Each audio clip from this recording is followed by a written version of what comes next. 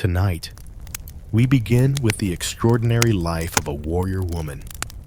Not a queen, not a myth, but a Viking shield maiden, fierce, battle-trained, and feared by enemies across the North Sea. She was the embodiment of Norse grit and feminine power.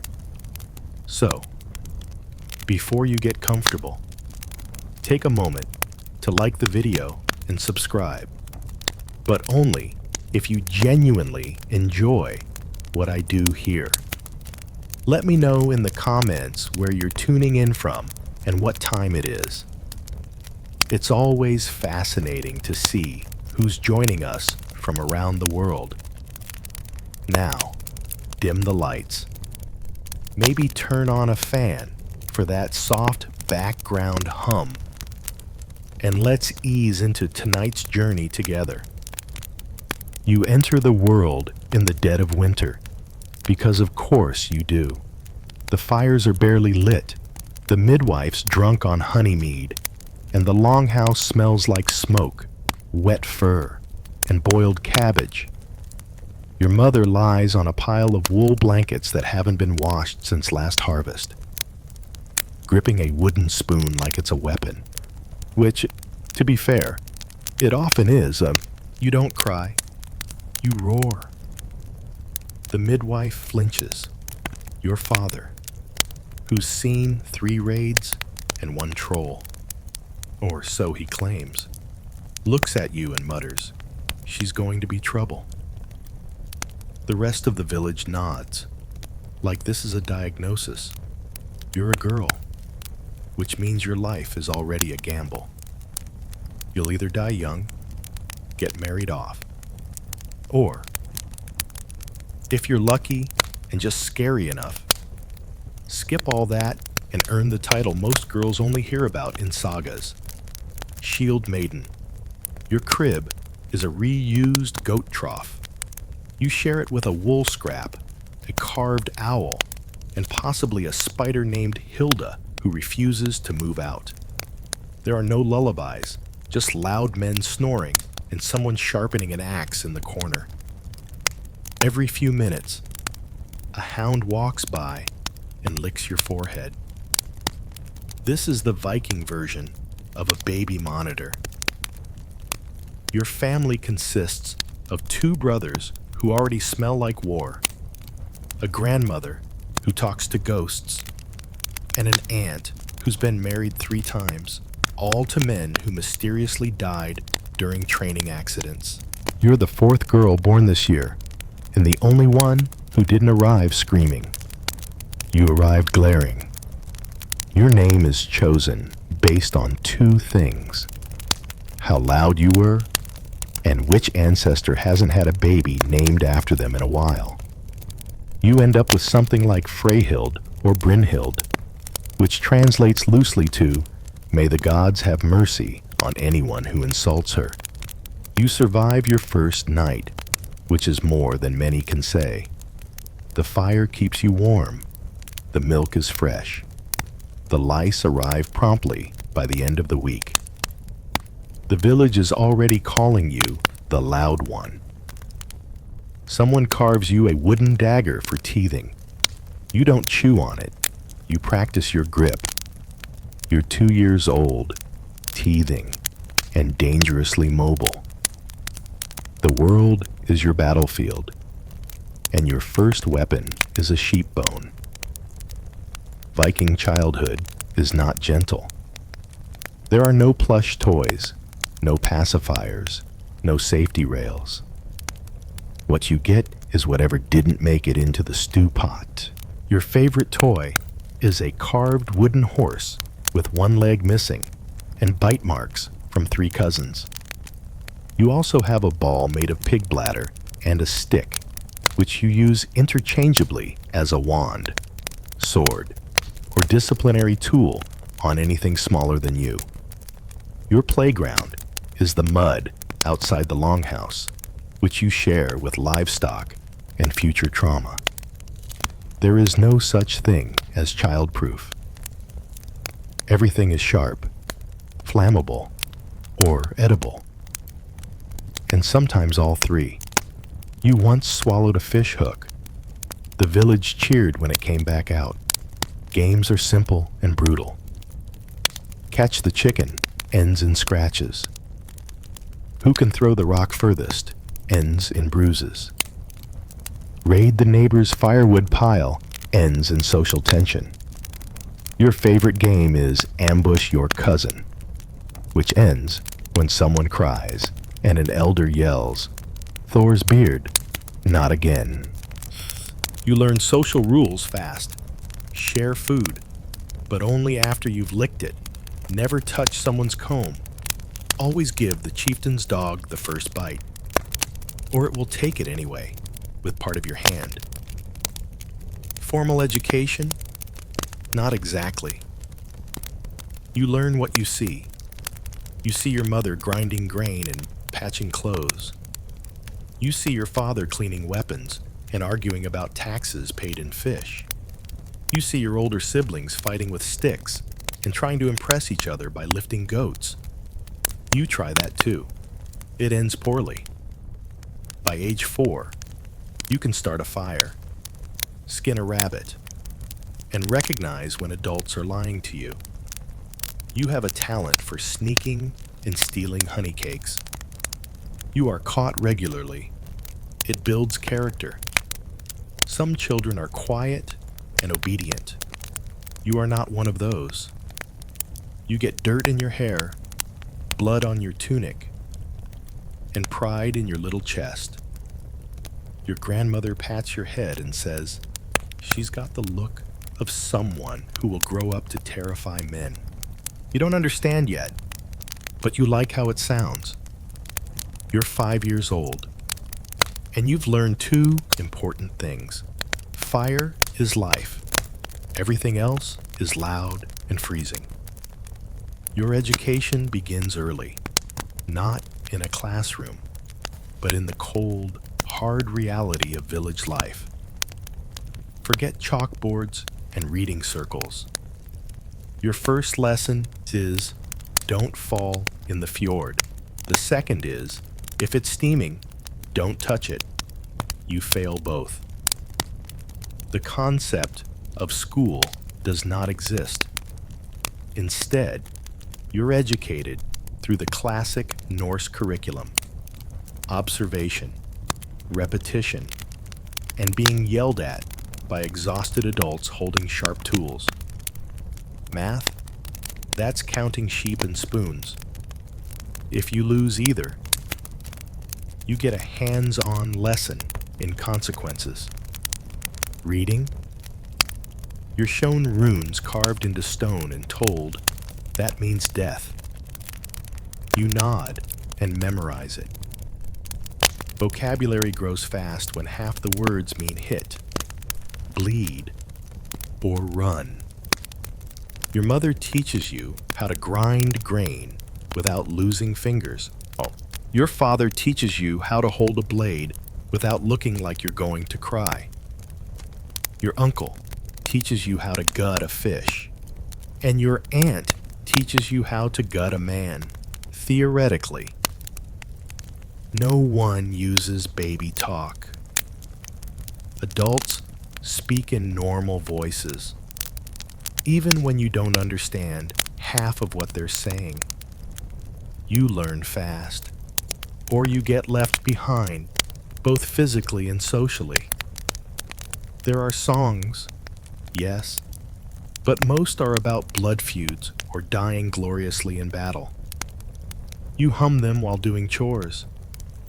Your lullaby is a saga about a warrior getting his ribs pulled out through his back. It's weirdly soothing. By age 6, you know how to sharpen a blade, tie a knot, and tell when the goats are acting like there's a storm coming. You also know how to lie with confidence, sneak extra berries, and throw a rock with tactical precision. You're not being raised, you're being forged, like a sword in fire, by people who haven't smiled since last solstice. And yet, there's pride when you get something right. No one claps. They just grunt. nod, and let you do it again. This time with slightly less supervision. You're not a child in the modern sense. You're just a very small adult with fewer responsibilities and slightly more snot. Puberty arrives like a bad omen, unannounced, inconvenient, and completely uninterested in your feelings. You wake up one morning slightly taller, slightly smellier, and filled with a rage you can't explain. Your voice stays the same, but your insults hit harder. Your face decides to grow more oil than a lantern, and your sweat could knock out a wild boar at 20 paces. Welcome to Viking adolescence. You now bleed monthly. No one gives you a pamphlet or a talk. Your mother hands you a scrap of wool and says, "Get on with it." You do, because you have no choice. And she's already gone back to skinning a rabbit. Your body is changing, but your chores are not. You still haul water, chop wood, clean fish, and wrestle goats that hate you on a personal level. You're just doing it now, with back pain and a mysterious desire to stab things. Everyone says this is normal. Your training intensifies. You no longer spar with wooden sticks. You use real blades. Dull ones at first.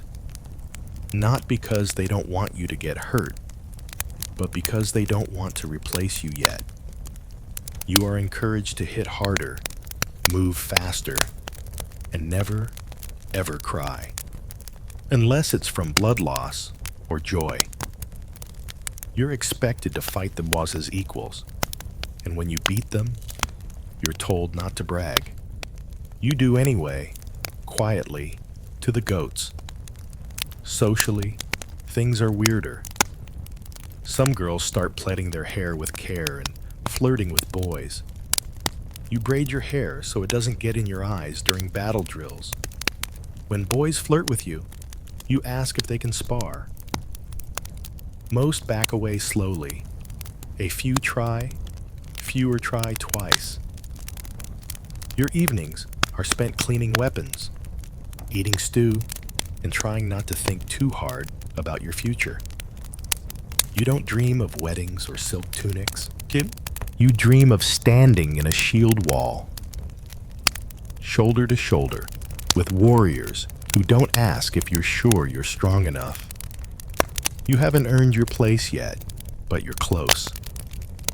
And when you catch your reflection in the blacksmith's shield, eyes fierce, hair wild, arms bruised, you don't see a girl anymore. You see a threat. You turn 12, which in Viking years means you're now considered almost an adult and just old enough to ruin your own life with steel. On your birthday, your father hands you a gift. It's long, wrapped in cloth, heavy and cold. You unwrap it carefully, expecting a broom or maybe a loaf of dry bread. Instead, it's an axe, iron-bladed, leather-wrapped, and sharp enough to split logs, bones, or egos. You name it immediately, not because you're sentimental, but because it feels like you should fear it a little less if you treat it like a friend. You choose something appropriately terrifying, like wolfbiter or mittens. You go outside to try it. Your first swing misses the target completely and nearly takes out the fence. Your second swing hits your own foot. You don't cry.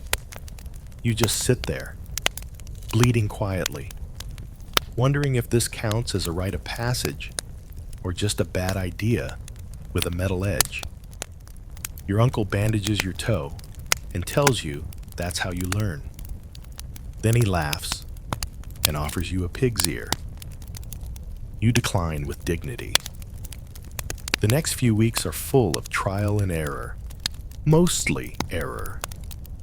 You practice on logs, hay dummies, and occasionally the training post, which now leans slightly from all the off-center hits. Your form improves. Your confidence grows. Your foot still throbs. You learn how to oil the handle, how to sharpen the blade, and how to swing without twisting your back like an old drunk trying to dance. You train until your hands blister. Then train more until the blisters turn into calluses. Sometimes you train alone, sometimes with your cousin, who is 2 years older and insists on spinning in circles before each strike, like he's performing for gods who are definitely not watching. One day, you block a blow, counterattack, and land a clean hit on your opponent's ribs. They drop their weapon and wheeze something about seeing stars. You don't gloat much. That night, you lay your axe beside your bed, not for decoration, not for tradition, but just in case someone breaks in and mistakes you for anything other than a problem. You're not just learning how to fight. You're learning that you were built for it. It starts like most bad ideas, with someone opening their mouth. You're at training, holding your axe and minding your own business, when a boy, taller than you, cockier than necessary, and freshly smug from winning a sparring match, looks at you and says, "Are you sure you want to fight? You don't want to break a nail." You don't respond, not verbally. Instead, you step into the ring, nod to the instructor, and get ready. The boy smirks. He's already half turned toward his cheering friends, one of whom whispers something that sounds like, "Go easy on her." You don't go easy on him. Your first hit is blocked. Your second grazes his shoulder. Your third lands square in the middle of his chest, knocking the wind out of him with a sound like a dying goose. He recovers quickly, swings wide, misses. You duck, sweep his legs, and take him down into the mud, like you've been dreaming about this moment your entire life. He tries to rise.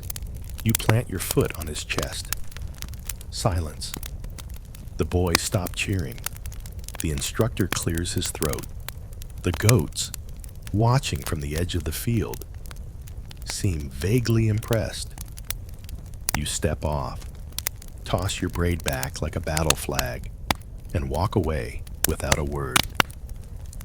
The boy coughs, mutters something that might have been "good match," and limps off to tend to his bruised everything, especially his pride.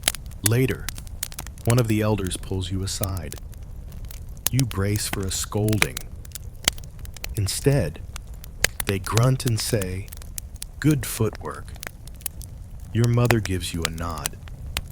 Your father just raises one eyebrow, then offers you a larger portion of dried fish at dinner. In Viking culture, this is considered a standing ovation. The boy doesn't look at you for a week. When he finally does, it's with the cautious respect one might give to a bear they've once accidentally poked with a stick. You learn something important that day. You don't have to raise your voice to be heard. You don't have to smile to be liked. And you definitely don't have to apologize when someone else's underestimation lands them in the mud. Victory smells like sweat, dirt, and slightly overcooked stew, and you'll never forget it. There's no ceremony, no glowing runes, no prophecy, no dramatic lightning bolts splitting the sky. Just a cracked shield, a busted lip, and an old warrior grunting, "She's ready." You've spent the last few years fighting, sweating, and earning every single bruise like a badge of honor. Your mornings begin with drills. Your nights end with soreness in muscles you didn't know existed. You can now identify injuries just by how they ache. Sprain, dull throb, bruise, sharp sting, ego. Still bruised from losing to your grandmother in a wrestling match last week? Your braid is longer now, not for style, but for practicality. You tie it back before battle so it doesn't get caught in your helmet or grabbed by someone with poor decision-making skills.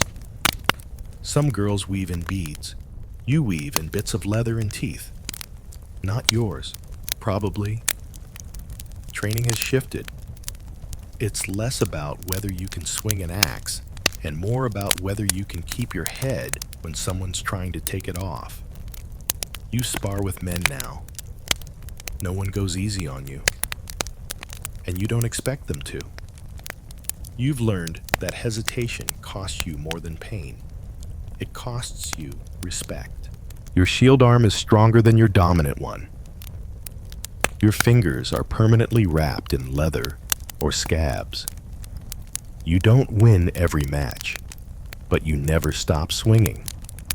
That's what earns their trust. Then, one day, during a sparring session, your shield splits. A clean hit from someone twice your size. It cracks down the middle, splinters flying.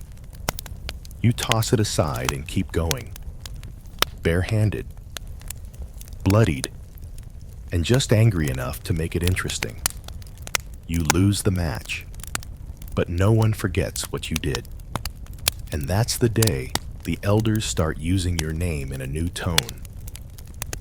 Not as a child to be corrected, but as a fighter to be counted on. No one says you're a shieldmaiden now, but they no longer glance sideways when you take your place in the shield wall. The braid, the blood, the bruises, all earned. You haven't just become a shieldmaiden, you've become someone others watch when things go wrong to see what you'll do. You finally make it onto a long ship, and within the first hour, you deeply regret every choice that brought you here. The deck is slick, the wind is rude, and the rowing bench is basically a wooden insult to your spine. You are packed elbow to elbow with other warriors who smell like old leather, dried sweat, and optimism that died 3 days ago. There is no personal space. You shift slightly, and your knee touches someone's axe. You shift again, and someone sneezes into your hair. A seagull screams overhead, as if mocking your life choices. Rowing is not glamorous. It's a full-body punishment disguised as transportation. Your hands blister by mid-morning. By noon, your blisters have blisters. Your palms feel like someone grated them with a cheese scraper. You are told this means you're doing it right. There is no relief, only rowing.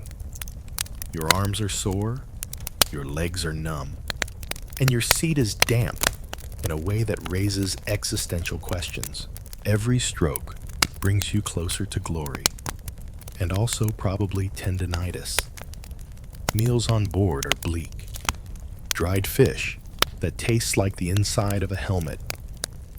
Hard bread you could use as a weapon, and water that's technically still water. If you're generous, you chew slowly and contemplate mutiny.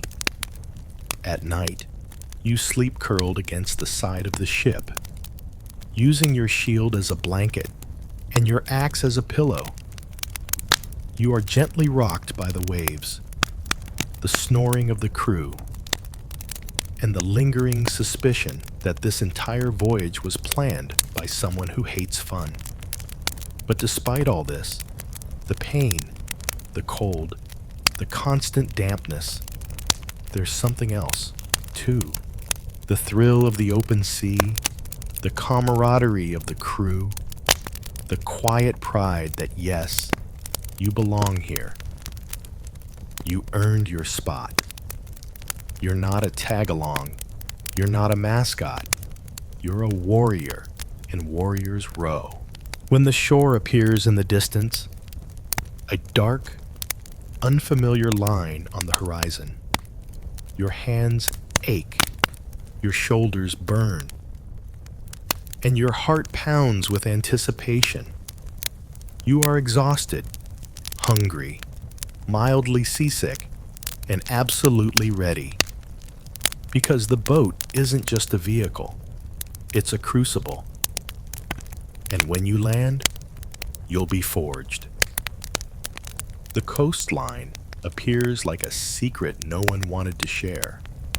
A quiet village, thatched roofs, smoke drifting peacefully from chimneys, chickens, probably a baker, maybe even a small, hopeful goat. You're going to destroy it. As your longship hits the shore, your stomach drops, not out of guilt, but out of a very real, very physical panic. This is it, your first raid. Real steel, real enemies, real consequence if you trip in the mud and accidentally stab yourself before anyone else gets the chance. You disembark. The beach is soft, which is not helpful. You nearly twist your ankle before even reaching the village. Battle cries echo around you, loud, primal, and mostly improvised. Yours sounds like a goat coughing. It's fine, you're new. You charge. Your first opponent is not a warrior, it's a chicken.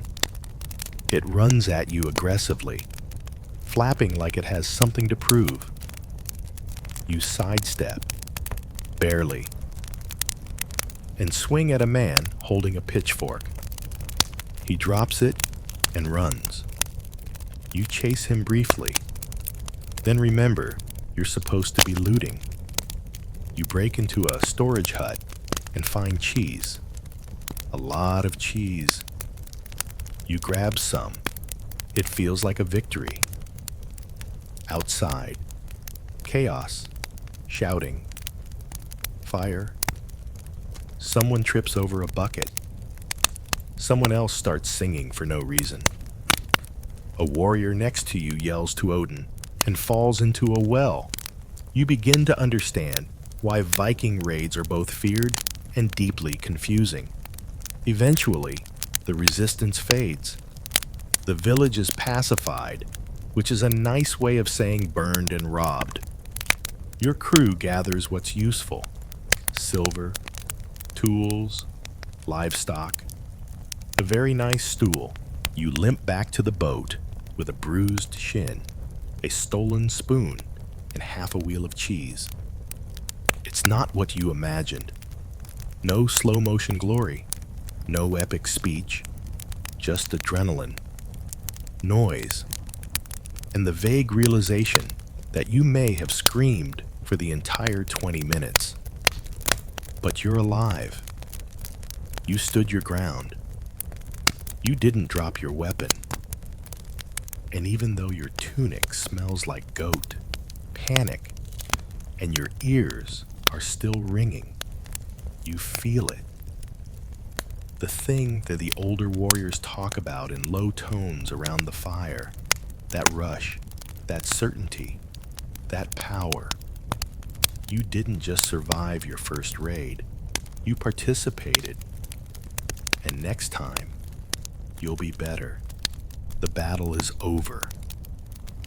The village is behind you, smoking, raided, and probably confused about what just happened.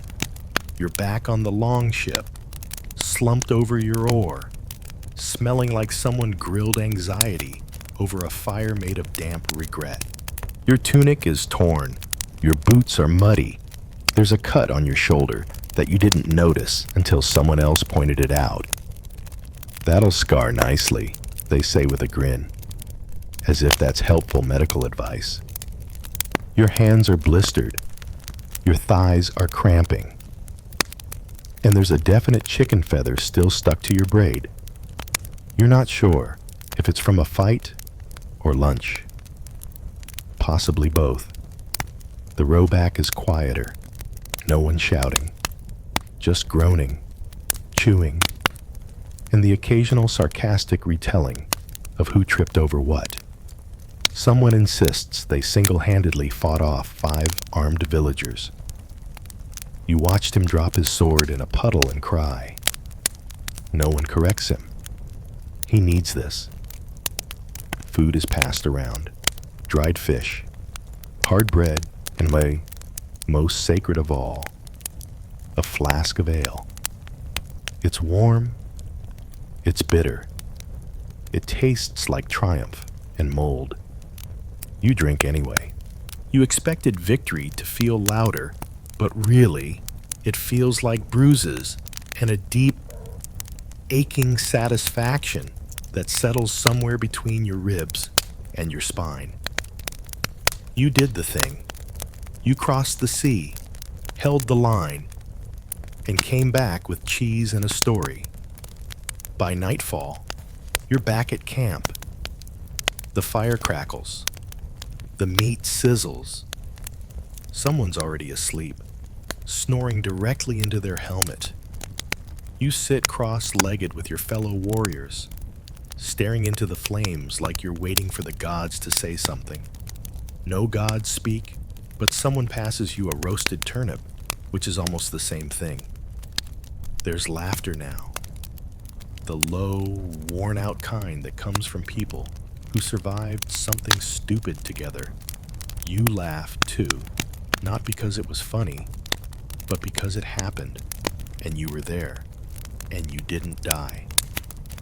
As you settle in for sleep, curled up with your shield and your still dented helmet, you know this is the first of many raids, the first of many aches. But for tonight, you rest. You earned it. Raiding season ends with the cold, and so does your brief flirtation with glory. You return home, expecting rest, maybe even praise. What you get is winter. Full-blown, nose-biting, morale-destroying Viking winter. The fjord is iced over. The longship is dragged inland and flipped upside down like a retired dragon. You pack away your armor, knowing full well that your off-season is just survival on hard mode. The chores double. The daylight vanishes. Your motivation follows. You chop firewood until your fingers go numb. You haul frozen buckets of water from an icy stream that stares back at you like it wants you dead. The goats, who hate you on a spiritual level, now rely on you for warmth and hay. You don't like them, but you respect their stubbornness. They return the favor by screaming at 3 a.m. The food situation deteriorates immediately. Fresh meat becomes a distant memory. You now live on smoked fish, dried fish, and fish pickled in something that might also be cleaning vinegar. For variety, there's turnip mash. It doesn't help. You eat in silence, bundled in every layer you own. You smell like wool, damp fur, and regret. Your hair hasn't been fully dry in weeks. Your toes feel like strangers. Your shield collects dust. You polish it anyway, mostly to remember what happiness looked like. Your family is around constantly, too constantly. The longhouse is crowded, smoky, and filled with arguments about who keeps moving the firewood and why the stew smells like socks. You train outside in the snow just to get away, even if your fingers freeze to the sword hilt. And yet, something changes. You get stronger. You get colder, emotionally and physically. You start to appreciate silence. You stop noticing the smell of pickled everything. You endure. One morning, the snow begins to melt and you hear the first bird song in months. A shrill little thing that sounds like hope and a possible migraine. You walk to the fjord. The ice is cracking. Spring is coming. Raiding season will return, and when it does, you'll be ready, angry, underfed, and itching for action. Winter tried. It didn't win. You survive winter. Just barely. Your reward? Marriage proposals. They begin innocently enough. A local farmer's son shows up with a bundle of dried fish and a hopeful grin. He tells you that you'd make a strong wife. You respond by asking how well he can swing an axe. He says he doesn't do weapons. You say you don't do men who can't hold a blade. He leaves quickly. The next one tries harder. He brings you a gift, a comb carved from antler. You accept it politely. Then use it to scratch your hound behind the ears. He never returns. Soon, it becomes a trend. Young men arriving with tokens and nervous energy, hoping to tame the village's most eligible shieldmaiden. The problem is, you don't want taming. You want raiding, sparring, and maybe the occasional feast where no one talks about goats. Your aunt says you should consider settling down. You tell her you'll settle down when your axe rusts. She mutters something about dying alone. You counter with dying gloriously, which frankly sounds better. One particularly bold suitor challenges you to a duel. He says it's tradition. You agree. He gets a bruise shaped like your shield and learns a valuable lesson about underestimating women who train in the snow for fun. Eventually, the offers stop. Word spreads.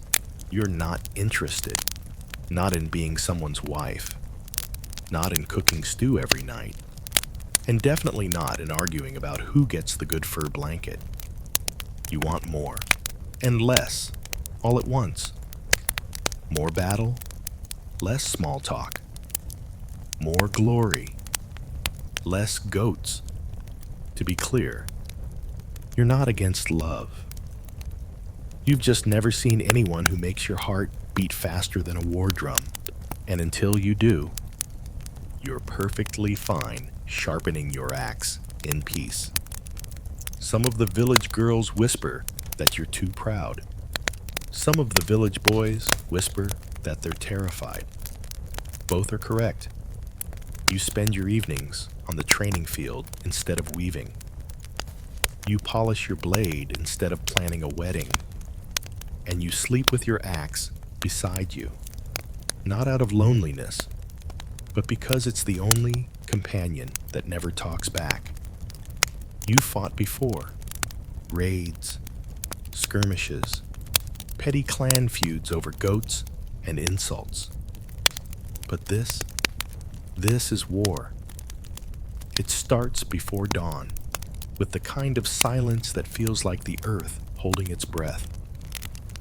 The enemy is no distant village of scared farmers.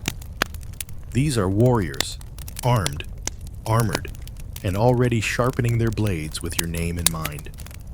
You don't get a stirring speech, just your chieftain muttering, "Don't die, stupid," and walking off to tie his boots. You nod, That sounds about right. You stand in the shield wall, shoulder to shoulder, with people you fought beside and occasionally insulted around the cook fire. Your shield feels heavier today. So does your breathing. Someone nearby throws up. Someone else sings. And then it begins. The first clash is chaos. Shield slam. Sword scream. Someone dies. Probably more than one someone. You block, swing, duck, stab. Repeat. It's not strategy. It's survival at the speed of panic. Your shield cracks. You switch to your axe. Your axe breaks. You pick up a spear that's been dropped by a man who no longer needs it. You lose track of time. You forget what language you're shouting in. You only know your feet hurt and your arms don't stop moving. At some point, you fall. Not dramatically, just a stumble. You land in the mud next to a corpse that looks a lot like someone you knew. You can't hear anything but the thudding of your heart and the distant roar of battle. A shadow looms. You roll. A blade misses you by a hair. You grab a rock. You use it. It works. Somehow. When it's over, truly over. The field is quiet again. Except now it's not the earth holding its breath. It's the dead who won't breathe again. You sit there, covered in blood that isn't entirely yours, trying to remember how to feel things like fear or pride or even hunger. A bird lands nearby and immediately regrets it. You survived. You shouldn't have, but you did. And when someone asks you how, you'll shrug and say, didn't have anything better to do, which is true, but also not the whole story. And after the battle, things change. You're still you. Same boots, same axe, same mysterious stew stain on your cloak that refuses to leave. But people look at you differently now. Not just like a fighter, like a story. Someone starts calling you the one who wouldn't die. Another calls you Goat Hammer, which is less flattering but gains traction because of one unfortunate incident involving a fleeing enemy and a nearby goat. You don't bother correcting them. Let them talk. The truth is messier and less interesting. When you walk through the village now, people move, not away, just aside, like they're not sure if you're going to ask for help or issue a challenge. You nod politely. They nod back, very cautiously. Children whisper your name and dare each other to poke your shield while you're not looking. They never succeed. You once caught a boy mid-sneak and handed him your axe. He froze. You said nothing. He returned it and fled. You haven't seen him since. Smart kid. Warriors now ask for your opinion before a raid, not just out of politeness, but because you've been there, done that, and came back with more scars than excuses. You're no longer that loud girl who hits hard. You're a veteran, a problem solver, a cautionary tale with a great arm swing. Strangers know your name, or at least something close to it. A visiting merchant bows too deeply and calls you Mistress of Blades. You correct him by spitting into a bucket and asking if he brought better cheese this time. He nods so quickly, he almost faints. At night, around the fire, You hear your own story told back to you, slightly wrong, heavily dramatized, and with new details involving thunder, a glowing raven, and a berserker kiss. You say nothing. It's funnier that way. You didn't ask for fame. You certainly didn't smile for it. But now that it's here, you carry it like your shield, well worn, slightly dented, and always ready. You used to wonder if people would take you seriously. Now, you wonder if they'll stop shaking long enough to actually speak. You're not the youngest anymore. There's a new crop of wide-eyed girls tying their braids too tight, gripping their axes too loose, and talking too loud about what they'll do in battle. You see yourself in them, but with less bruising and more optimism. They watch you closely, not like a hero, more like a storm that could start swinging at any moment. You've earned that. Your joints ache in the mornings. Your sword wrist pops when it's cold. You have a scar across your ribs that itches whenever it's about to snow. You don't heal as fast as you used to, and when you do, the pain lingers like an old drinking buddy who doesn't know when to leave. But you're not softer. You're just harder in the right places. You train less to prove something and more to stay sharp. You eat slower, sleep lighter, speak only when there's something worth saying, which means half the longhouse still hasn't heard your voice. When younger shield maidens ask how to win their first fight, you say, "Don't die." When they ask how to make someone respect them, you say, "Break their nose, then help them up." And when they ask when it stops being terrifying, you tell the truth. It doesn't. You just get better at pretending. You still raid, though not as often now. When you do, people check to see if you're coming. If you are, they breathe easier. If you're not, they check their armor twice. Your axe is worn, the handle wrapped in new leather, the blade notched, but still sharp. It's seen more than most warriors. It's outlived all your suitors. You've thought about hanging it up, but then someone says something stupid, or a threat appears on the horizon, and you remember, you're not done. You never wanted to be legendary. You just wanted to fight, to survive, to carve your place in a world that didn't think you should have one. And somehow, through blood, fire, and sheer refusal to quit, you did. You're not just a shield maiden, you're a warning. And the next time someone asks if you still fight, you'll smile, just a little, and say, "Only when it's necessary." And sometimes, just for fun. And so, we leave the windswept fjords, the clash of axes, and the fierce heart of the Viking shield maiden behind us. Her story, forged in battle and bound by honor, reminds us of a world where survival demanded strength, courage, and a very sharp blade. But now, as the embers of her saga fade, we turn to a different kind of resilience, one that heals not with steel, but with whispers, rituals, and the ancient wisdom of the earth. From the roar of the North Sea, we journey across time and cultures to explore the sacred art of healing.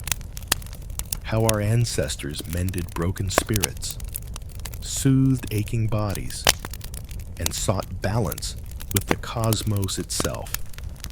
Dim the lights once more, and let's step softly into the dream temples of Greece, the smoke-filled huts of shamans, and the fragrant gardens of ancient healers, where medicine was as much magic as it was science.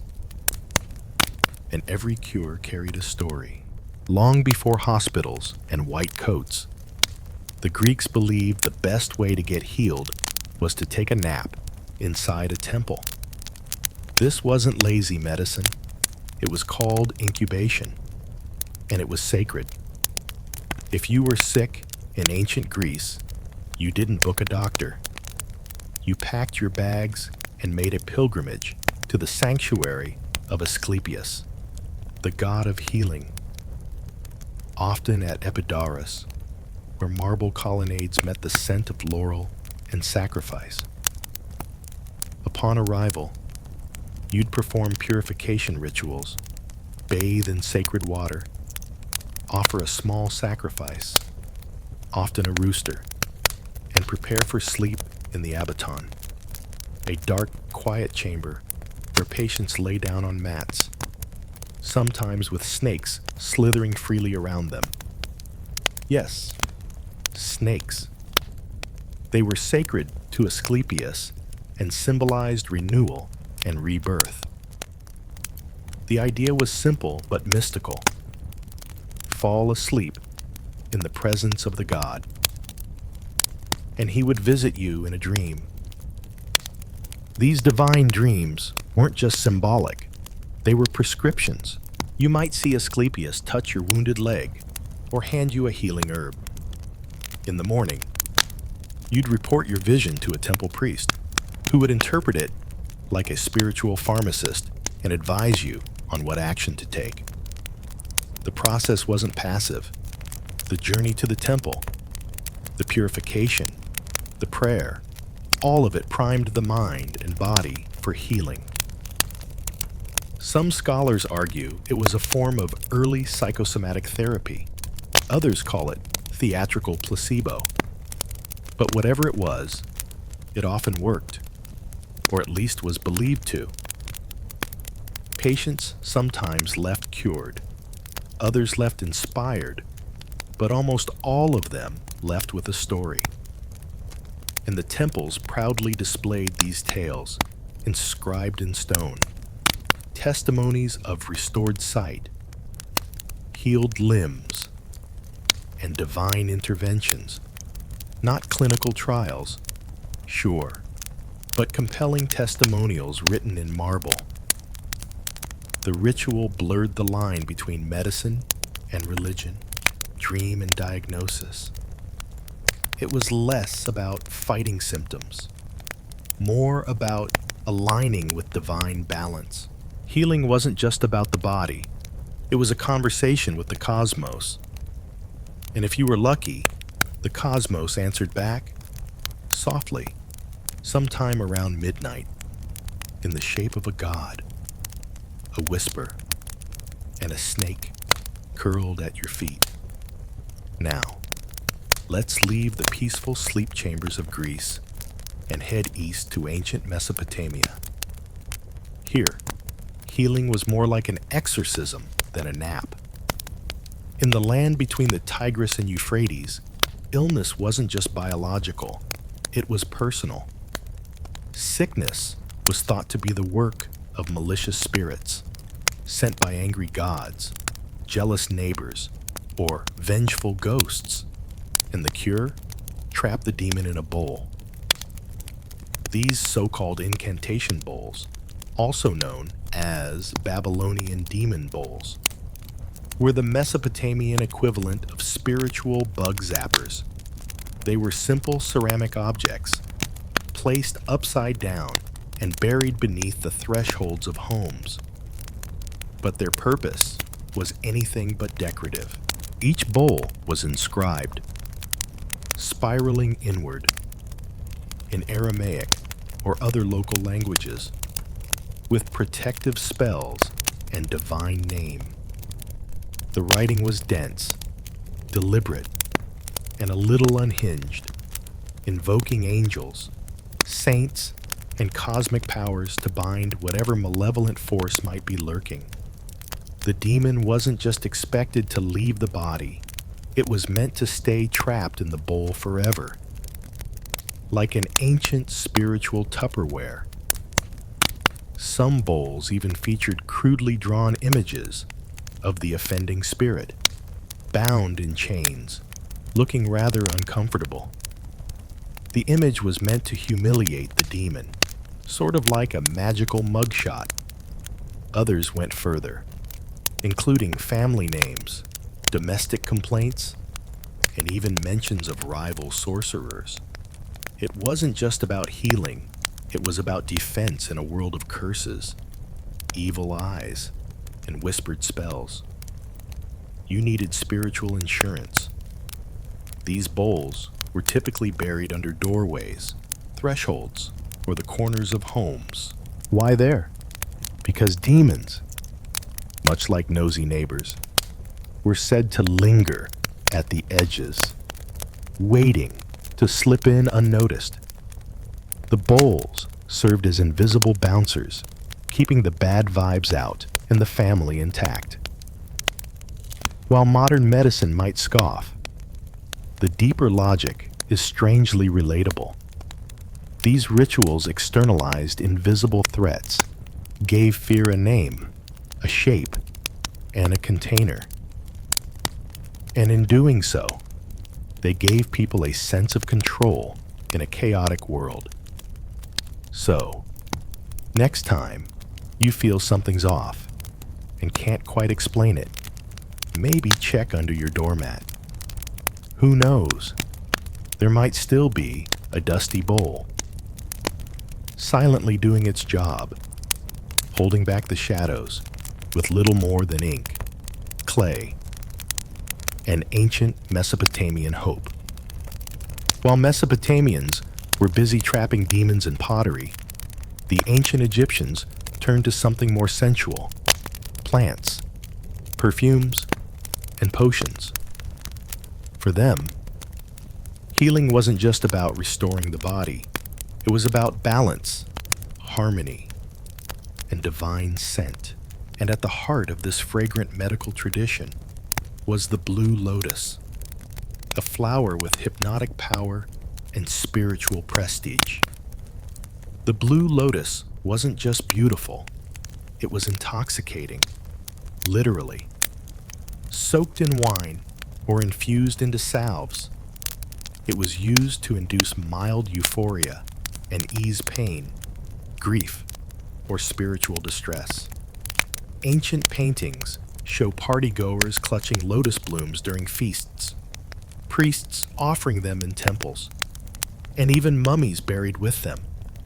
The flower was thought to connect the living with the divine, opening the mind to healing dreams and sacred visions. But lotus wasn't the only tool in the Egyptian medical chest.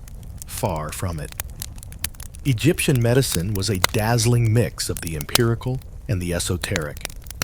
They cataloged over 800 remedies in texts like the Eber's Papyrus, a 20-meter scroll filled with everything from crocodile dung suppositories, yes, really, to honey-based wound dressings. Some of these treatments were surprisingly effective, especially the ones involving garlic, frankincense, and myrrh, all known today for their antimicrobial properties. Others were more spiritual than scientific. One common remedy for toothache involved placing a cooked mouse on the sore spot. Another involved chanting spells to drive out illness, as if it were a disobedient servant. The line between prayer and prescription was thin, and doctors, called FWNW, often doubled as priests. The temples themselves acted like hospitals. The sick would come to be treated with a combination of poultices, incantations, and offerings to deities like Sekhmet, the lion-headed goddess of plagues. If you recovered, great. If you didn't, well, perhaps the gods were testing your resolve. But make no mistake, Egyptians weren't blindly magical in their approach. They performed surgical procedures, set bones, and drained abscesses. They even understood the pulse and examined urine to diagnose illness. In fact, some Greek physicians, like Hippocrates and Galen, later borrowed heavily from Egyptian methods. Still, the rituals always lingered, because in Egypt, healing wasn't just a physical process. It was a sacred act, a way of aligning the flesh with the eternal. And sometimes, all it took was a flower, a spell, and a little bit of faith wrapped in linen.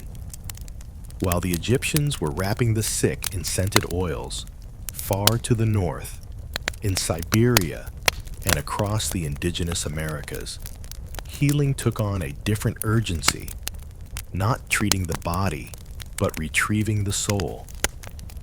Here, illness wasn't just a symptom, it was a sign that part of your spirit had wandered off, stolen, frightened, or misplaced, and the only person who could go get it back was the shaman.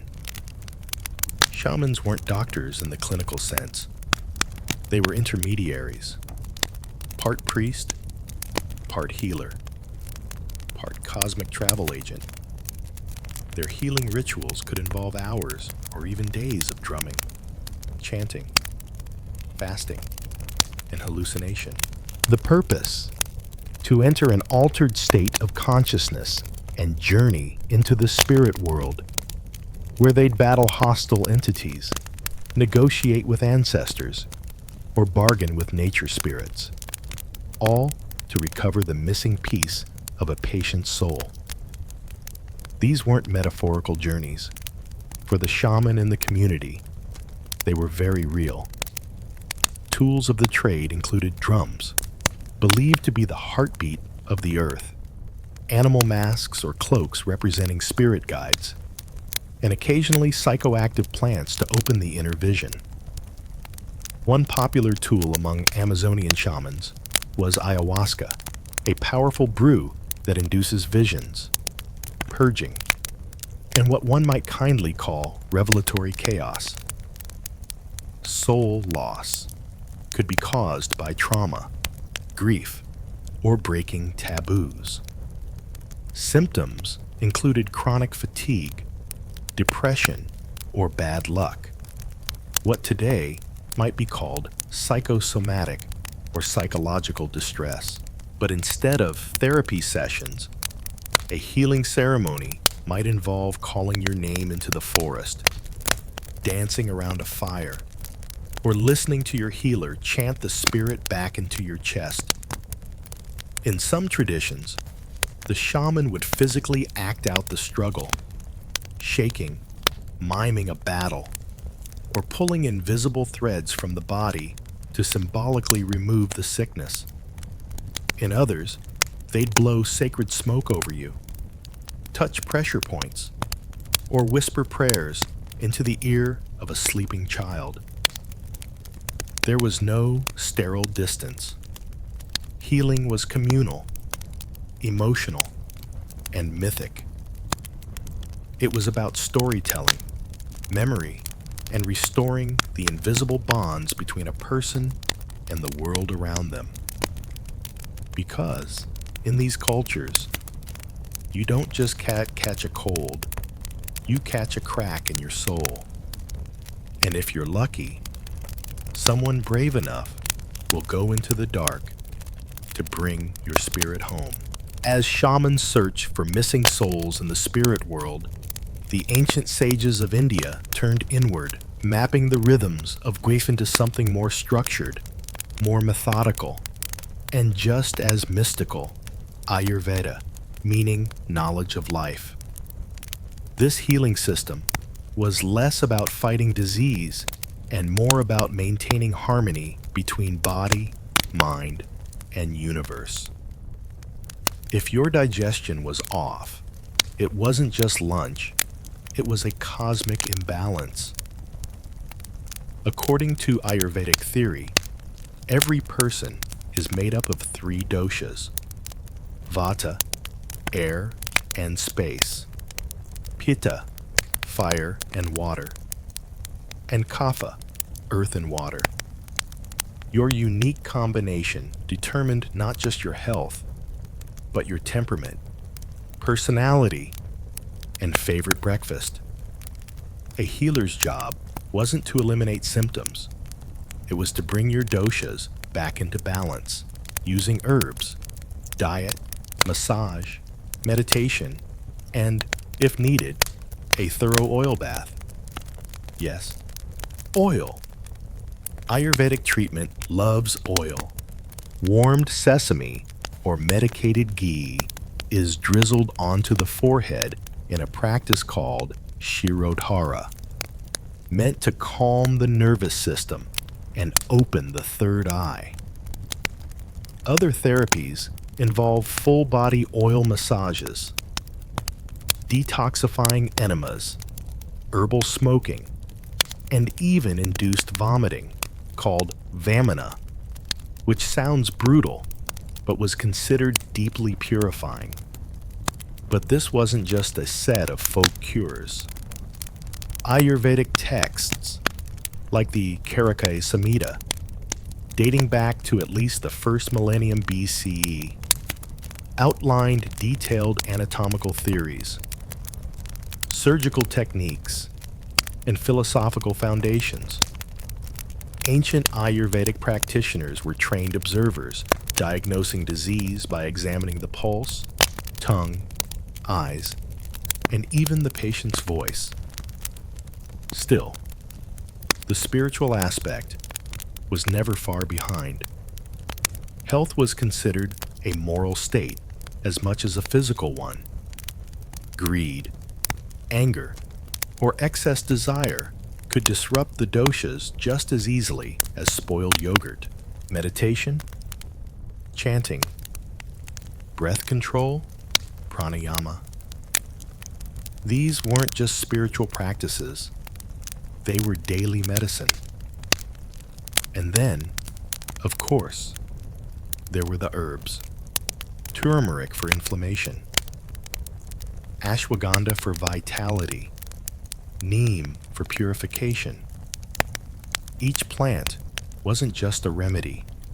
It had personality, energy, and a story, often linked to gods, saints, or cosmic events. In short, Ayurveda didn't see illness as a random misfortune. It saw it as a message, a whisper from within that something had drifted off balance. The cure wasn't war on disease. It was realignment, harmony, a nudge back to the sacred rhythm of life, preferably with warm oil, lots of it. While India focused on balancing the doshas, ancient China developed its own intricate system, built on a similar concept of harmony, the flow of energy, or qi. In traditional Chinese medicine, TCM, illness wasn't just the presence of disease. It was the blockage or misdirection of life force. Think of qi as a kind of invisible river flowing through your body. When it stagnates, floods, or dries up, things go wrong. When it flows freely, health is restored. At the center of this worldview were two guiding principles: yin and yang, the complementary forces of cold and hot, dark and light, passive and active. A good healer didn't just identify what was wrong. They asked, which element is overbearing? Which one is missing? Are you too much fire, not enough water? Is your spleen holding a grudge? Practitioners examined your tongue, listened to your voice, and took your pulse, not once, but at several spots, each corresponding to different organs. Your liver might be angry. Your kidney might be fearful. The diagnosis often sounded more poetic than pathological, but that didn't make it less powerful. Treatment often involved acupuncture, inserting hair-thin needles along meridians to unblock energy paths and encourage natural flow. While the thought of needles may not sound comforting, many found the experience strangely calming, sometimes euphoric. But TCM wasn't a one-trick philosophy. It also employed cupping, moxibustion, burning herbs near the skin, qigong energy movement exercises, herbal medicine, and meticulous dietary plans. Ginger, ginseng, licorice root, each prescribed with careful intention. One of the most revered texts in this tradition is the Huangdi Neijing, the Yellow Emperor's Inner Canon, a medical philosophical dialogue written around 200 BCE. In it, the emperor and his physician discussed not only the nature of illness, but the rhythms of seasons, emotions, and even politics. The body, after all, was a miniature version of the universe. In Chinese medicine, you weren't just a sack of organs. You were a living ecosystem, a part of the cosmic order. A stomachache wasn't just from bad dumplings. It could be unresolved grief. Healing was never purely physical. It was ethical, emotional, elemental. And when the elements fell out of tune, the goal wasn't to fight, but to restore harmony, like tuning an instrument or unclogging a stream with needles and maybe a touch of burning mugwort. Across the vast and varied landscapes of Africa, healing has long been a community event, a blend of medicine, ritual, and ancestral power. Unlike Western models that isolate the patient in a clinic, traditional African healing involves the family, the ancestors, the village, and the spirits. In many cultures, illness is not just a personal ailment, it's a social rupture, a cosmic imbalance that must be addressed holistically, preferably with drums, smoke, and a very concerned chicken. Take the Sangomas of southern Africa, spiritual healers and diviners who serve as the bridge between the living and the dead. A Sangoma doesn't just diagnose symptoms, they read bones, literally. A handful of bones, shells, and trinkets is cast on a mat, and their position reveals the story. It's a form of spiritual radiology. The ancestors speak through the scatter. Once the diagnosis is made, whether it's a curse, ancestral displeasure, or emotional trauma, the healing begins. Rituals may involve animal sacrifice, plant-based remedies, or initiation dances. Music plays a crucial role. Drumming, singing, and movement aren't entertainment. They're tools to shift energy, invite spirit guides, and enter trance states. The goal? To heal not only the body, but the soul and its unseen ties to others. Plants, too, are central. Traditional healers, known as Inyanga, maintain deep knowledge of local flora, roots, barks, leaves that treat infections, fever, infertility, or pain. Some herbs are boiled into teas, others are burned, rubbed into skin, or consumed in complex brews during rituals. This isn't casual foraging.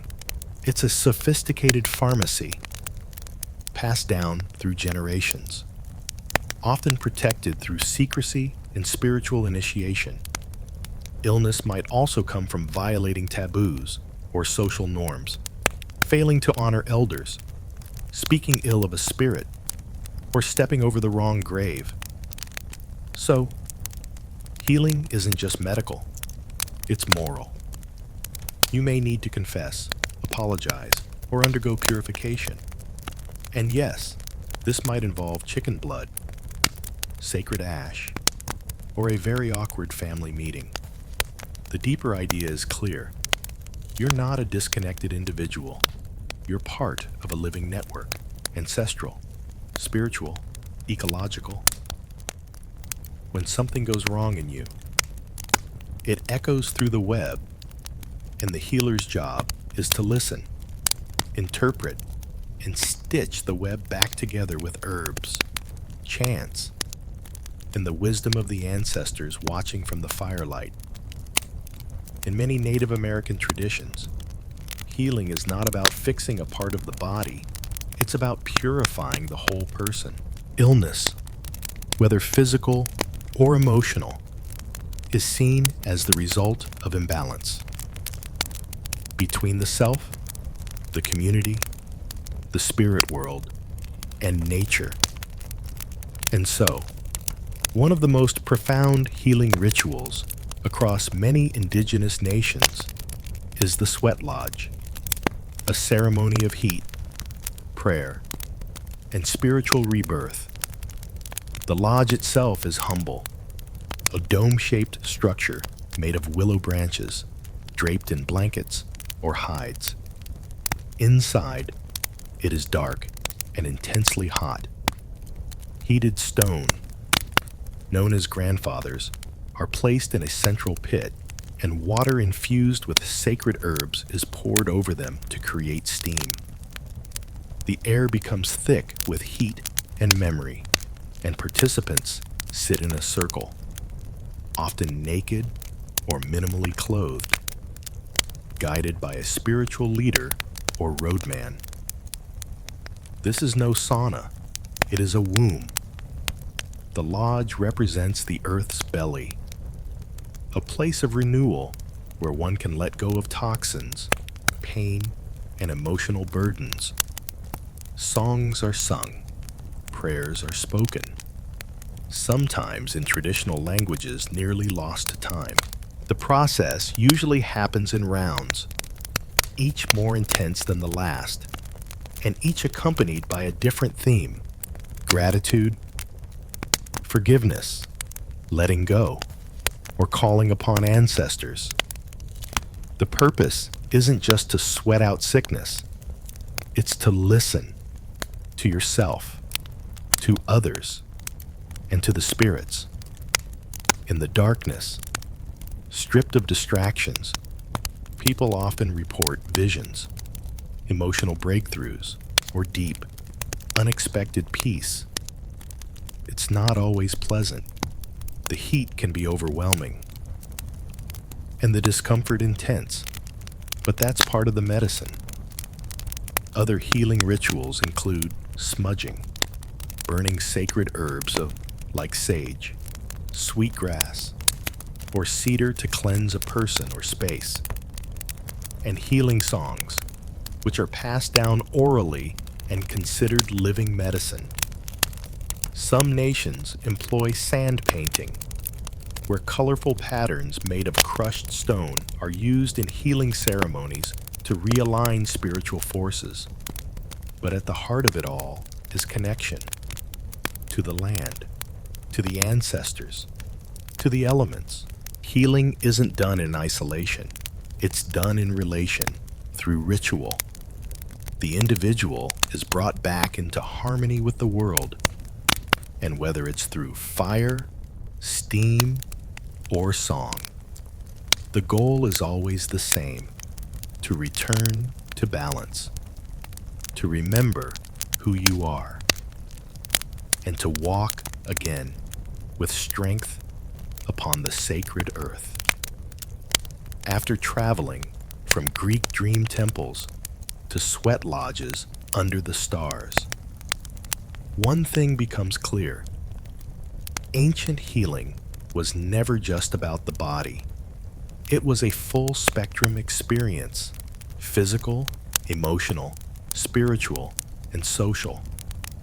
While the tools varied: lotus salves, demon bowls, needles, drums, the intention was remarkably consistent: restore balance. In every corner of the ancient world, health was defined not as the absence of disease, but as the presence of harmony, harmony between body and soul, between humans and nature, between this world and the unseen one.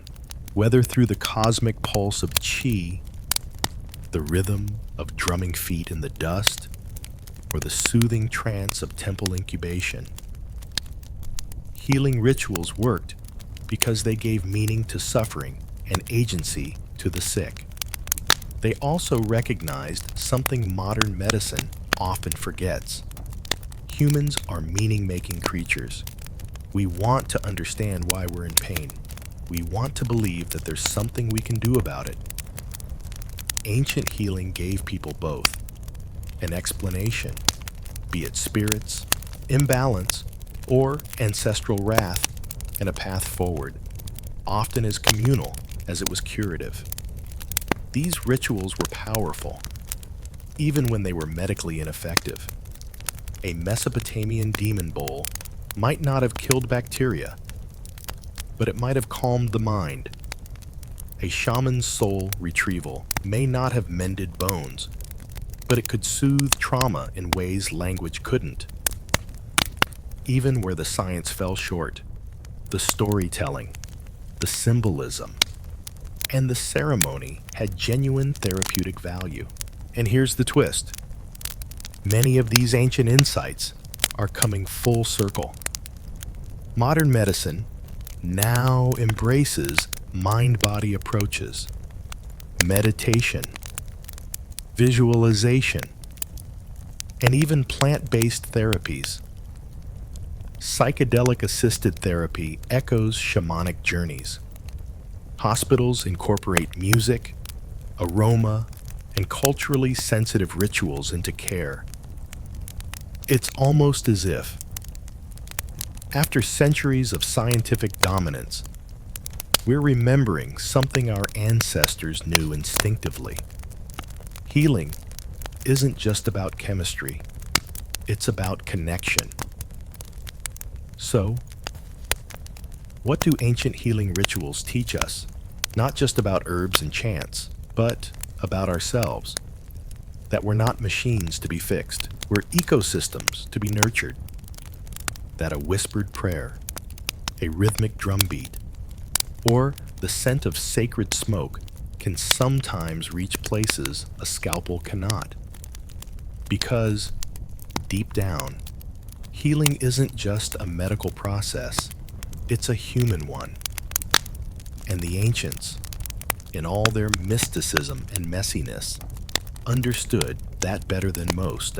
As the echoes of ancient healing rituals fade, the soft chants of shamans, the scent of sacred herbs, and the gentle hum of temple dreams, we pause to reflect on a world where health was harmony, and every cure wove a thread between body, soul, and cosmos. But now, we shift our gaze from the invisible bonds of healing to the tangible treasures that adorn the ancients. From the smoke-filled lodges and lotus-scented halls, we step into the firelight of forges and the quiet caves where early humans crafted something enduring: jewelry. Not mere decoration, but a language of shells, stones, and gold, a way to carry stress, spirits, and status close to the heart. Settle in, and let's uncover the shimmering legacy of adornments that spoke of love, power, and the divine. etched forever in the relics of our past. Before there were crowns, amulets, or rings set with gemstones, there were shells, tiny, perforated mollusk shells, strung together and worn not for beauty alone, but for meaning.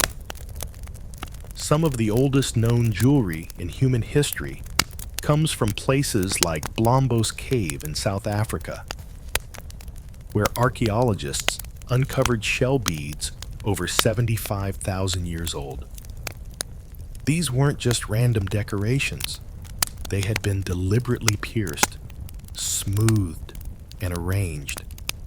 In other words, they were designed. So, why would early Homo sapiens spend precious time threading together shells, teeth, bones, and stones when survival was already a full-time job? The answer seems to lie in communication. These ornaments weren't just aesthetic, they were a language. A necklace might signal your role in the group, your family lineage, or your readiness to mate. Jewelry was a wearable story, one that spoke without words. And while today we think of jewelry as luxury, the earliest forms were sourced directly from nature's scraps. Bird talons, animal teeth, pieces of amber, and carved bone. Nothing was wasted. Everything held potential meaning. A predator's tooth worn around the neck didn't just look cool.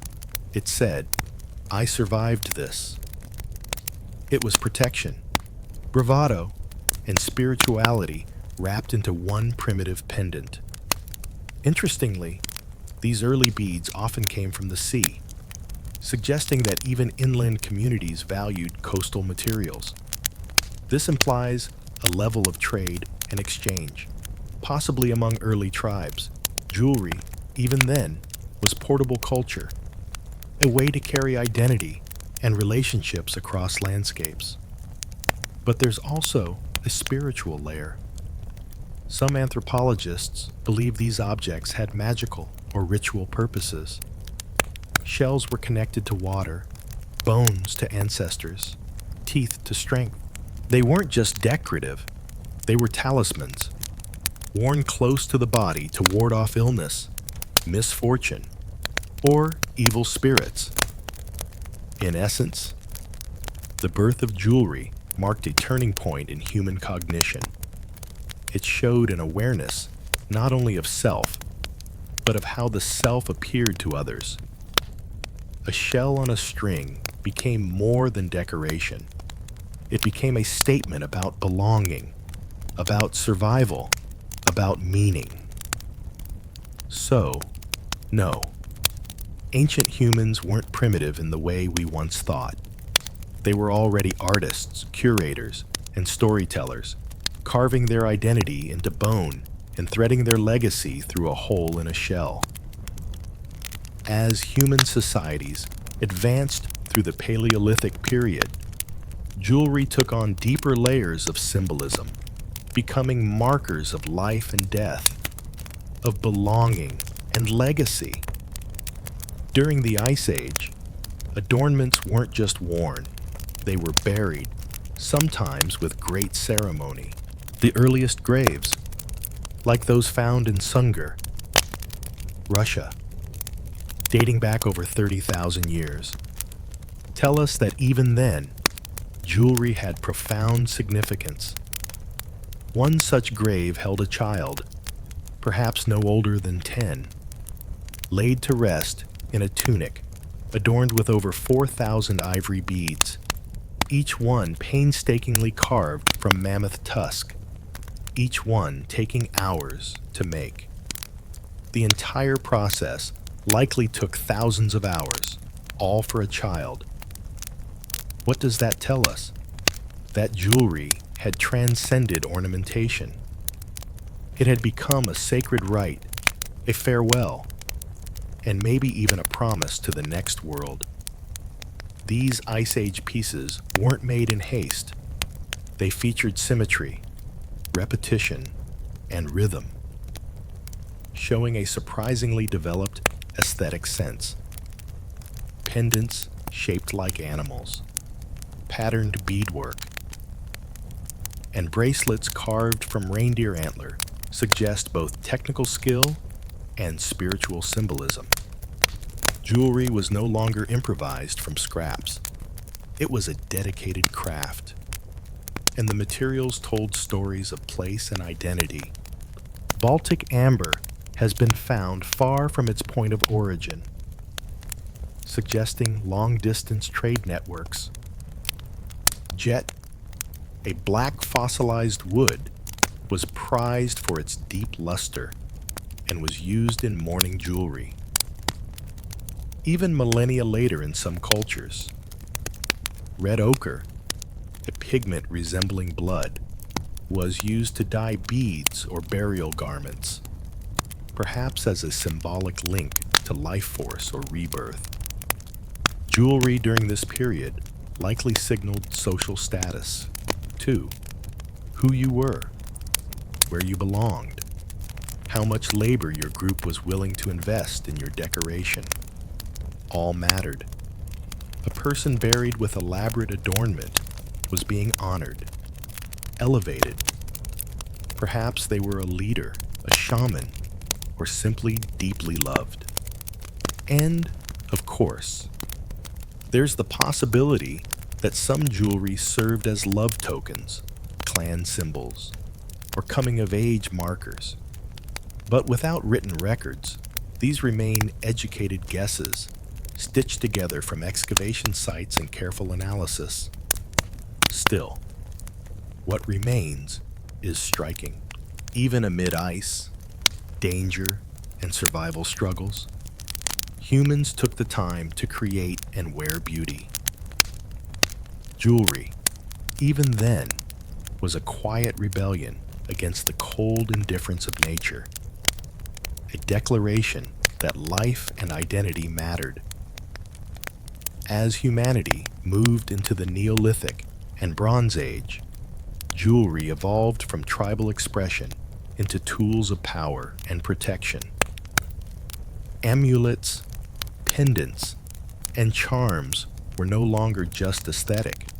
They were infused with intention, magic, and the divine. These small objects bridged the gap between the human and the supernatural, offering protection from curses, disease, and bad luck. Or so people believed. In ancient Egypt, the use of jewelry as amulet reached new levels of complexity. Scarabs, ankhs, and the Eye of Horus weren't just pretty shapes. They were spiritual armor. The scarab, representing rebirth and transformation, was often buried with the dead to ensure safe passage into the afterlife. Children wore fish-shaped amulets to ward off drowning. Pharaohs were buried with gold jewelry shaped like cobras and falcons, invoking gods to guard them even in death. Materials mattered. Gold wasn't just precious. It was considered imperishable, associated with the flesh of the gods. Lapis lazuli, with its deep celestial blue, was thought to grant vision into the divine. Turquoise, carnelian, and faience each had symbolic value. Jewelry became a way of coding cosmic ideas into wearable, personal items. In Mesopotamia, similar beliefs thrived. Cylinder seals, carved with protective deities, were worn on the body or around the neck. Beads carved with sacred symbols were believed to repel disease and demonic influence. Even kings were often shown wearing heavy jewelry, bracelets, collars, earrings, not just for wealth display, but for spiritual defense. The ancient Greeks, too, adopted amulets for protection. Soldiers carried engraved gemstones featuring gods or mythological beasts into battle, believing they'd grant strength or shield them from harm. One popular figure was the Gorgon, the head of Medusa, worn to petrify evil itself. These amulets weren't just for the elite. Common people wore them, too. Sometimes in base metals or clay rather than gold. But the intention was the same. Whether around the neck, wrist, or sewn into clothing, jewelry became a daily interface with the divine. It served as medicine, shield, and whispered prayer. At its core, ancient jewelry had become a tool of survival, not in the physical sense, but spiritually and socially. It allowed humans to carry the gods with them, to turn fear into something wearable, and to face the uncertainty of life with beauty and a little borrowed power from the universe. As civilizations grew more stratified, jewelry evolved from sacred object into a visible marker of hierarchy, no longer just protective or symbolic. It now screamed, "I have power, I have wealth, and you don't." From Mesopotamian queens to Chinese emperors, jewelry became political. Its gleam was a reflection of divine favor and elite identity. In Sumer, one of the earliest cradles of civilization, archaeologists unearthed astonishing examples of elite adornment. In the royal tombs of Queen Puabi, buried around 2600 BCE, was entombed in layers of gold and lapis lazuli, headpieces, necklaces, large gold earrings, and an elaborate beaded cape made from precious stones. Her death was a performance of wealth, but also a spiritual declaration. Her jewelry carried her authority into the afterlife. The ancient Egyptians took this to even greater heights. Pharaohs wore elaborate broad collars, heavy with gold, turquoise, and enamel, symbolizing divine kingship. Their crowns were inlaid with serpents to signify protection and sovereignty. Even children of the elite were adorned with amulets and rings. Jewelry wasn't just for ceremony, it was everyday diplomacy, a language of status in plain view. In ancient China, the elite wore jade, not gold. Jade wasn't merely beautiful, it symbolized purity, immortality, and moral excellence. Confucian ideals even linked jade's physical properties to virtue. Smooth yet strong, radiant but not flamboyant. Emperors were buried with jade burial suits, sewn together with gold thread, believing it would preserve the body and elevate the soul. Across the Mediterranean, the Mycenaeans, and later the Greeks and Romans continued this trend. Gold wreaths, shaped like laurel leaves, were worn during public rituals and funerals, echoing both wealth and cultural refinement. Roman senators flaunted signet rings, each engraved with their family crest, acting as both a security key and a status badge. And let's not forget the role of jewelry in court politics. A lavish necklace could be a gift of favor or a trap, drawing someone into dangerous alliances. Jewelry was used to secure marriages, to signal allegiances, and to curry favor with gods and kings alike. In short, by the time writing appeared, jewelry wasn't just decoration or magic. It was infrastructure. It carried the weight of law, religion, dynasty, and class. It was the silent language of command, worn around the throat, draped across the chest, or flashed with a subtle lift of the hand. Behind every shimmering crown and engraved ring stood someone with dirt under their nails and fire in their forge, the ancient jeweler. As societies became more complex, so did the techniques of adornment. Jewelry was no longer just strung beads or hammered metal. It became art, engineering, and alchemy, often centuries ahead of its time. In Bronze Age civilizations, artisans began mastering the use of metal smithing tools, techniques like granulation, fusing tiny gold spheres to surfaces, and filigree, delicate wirework, required precise control of heat, materials, and geometry.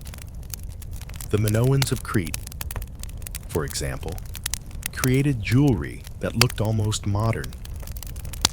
Bees made of gold with tiny suspended drops of honey. Lions mid-roar. Goddesses with wings outstretched. These weren't just trinkets. They were mythologies in miniature. Egyptian goldsmiths took it even further, using blowpipes to control fire and open molds for casting. They produced elaborate collars and amulets that still stun the modern eye. One of the finest discoveries from Tutankhamun's tomb was a scarab pectoral containing Libyan desert glass, a material formed by ancient meteorite impact. Jewelry here wasn't just decoration, it was cosmic. Meanwhile, in the Indus Valley and Mesopotamia, craftsmen were setting stones into gold, developing primitive drills with string and bow mechanisms, and perfecting intaglio carving on seal stones. These engraved pieces weren't only beautiful, they served as identification, signatures, and, in some cases, magic charms. Perhaps most remarkable was the use of lost wax casting, an innovation that allowed for complex, hollow metal forms. First appearing in Mesopotamia and Egypt, this technique involved sculpting a model in wax, coating it with clay, then heating it until the wax melted away, leaving a mold for molten metal. The result? Rings, earrings, and pendants that were both lightweight and ornate. By the time of the Etruscans and Greeks, jewelry had become a full-fledged industry. Specialized workshops employed engravers, metal workers, polishers, and gem cutters. Designs were replicated with molds, and innovations like hinges, clasps, and even mechanical lockets appeared. These innovations weren't just about luxury. They told stories of technology, trade, and talent. The rise of the jeweler meant that human identity could now be engineered as much as expressed.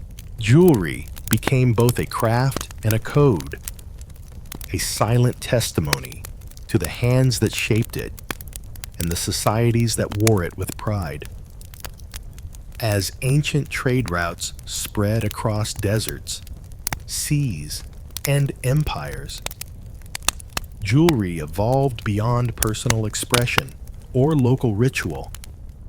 It became currency, diplomacy, and a global commodity.